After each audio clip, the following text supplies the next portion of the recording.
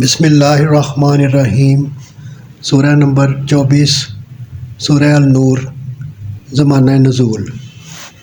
دوسری طرف محمد بن اسحاق کا بیان ہے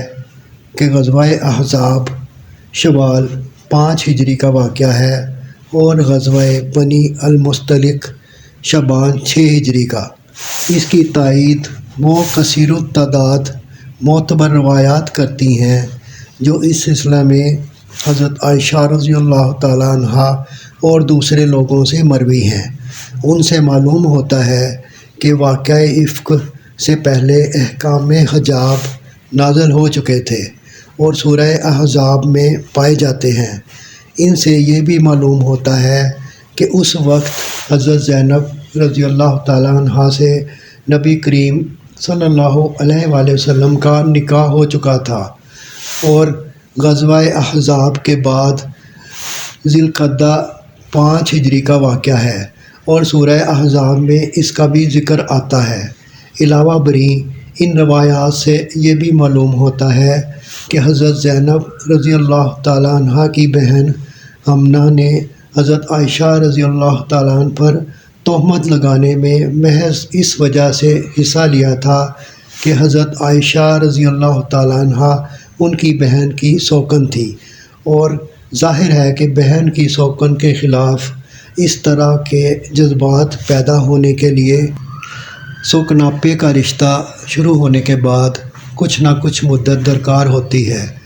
یہ سب شہادتیں ابن اسحاق کی روایت کو مضبوط کر دیتی ہیں۔ اس روایت کو قبول کرنے میں صرف یہ چیز مانع ہوتی ہے کہ واقعی افک کے زمانے میں حضرت سعد رضی اللہ تعالیٰ عنہ بن معاذ کی موجودگی کا ذکر آیا ہے، مگر اس مشکل کو جو چیز رفع کر دیتی ہے وہ یہ ہے کہ اس واقعہ کے متعلق حضرت عائشہ رضی اللہ تعالیٰ عنہ سے جو روایات مروی ہیں ان میں سے بعض میں حضرت سعد بن معاذ کا ذکر ہے اور بعض میں ان کی بجائے حضرت اسید بن خزیر کا، اور یہ دوسری روایات ان دوسرے واقعات کے ساتھ پوری طرح مطابق ہو جاتی ہے جو اس سلسلے میں خود حضرت عائشہ رضی اللہ تعالیٰ عنہ سے مروی ہے، ورنہ محض سعد بن معاذ رضی اللہ تعالیٰ عنہ کے زمانہ حیات سے مطابق کرنے کی خاطر اگر غزوہ بنی المصطلق اور قصہ افک کو غزوہ احزاب و قریظہ سے بھی پہلے کے واقعات مان لیا جائے تو اس پیچیدگی کا کوئی حل نہیں ملتا کہ پھر آیت حجاب کا نزول اور نکاح زینب رضی اللہ تعالیٰ عنہ کا واقعہ اس سے بھی پہلے پیش آنا چاہیے،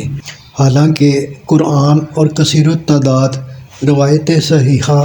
دونوں اس پر شاہد ہیں کہ نکاح زینب رضی اللہ تعالیٰ عنہ اور حکم حجاب احزاب و قریظہ کے بعد کے واقعات ہیں۔ اسی بنا پر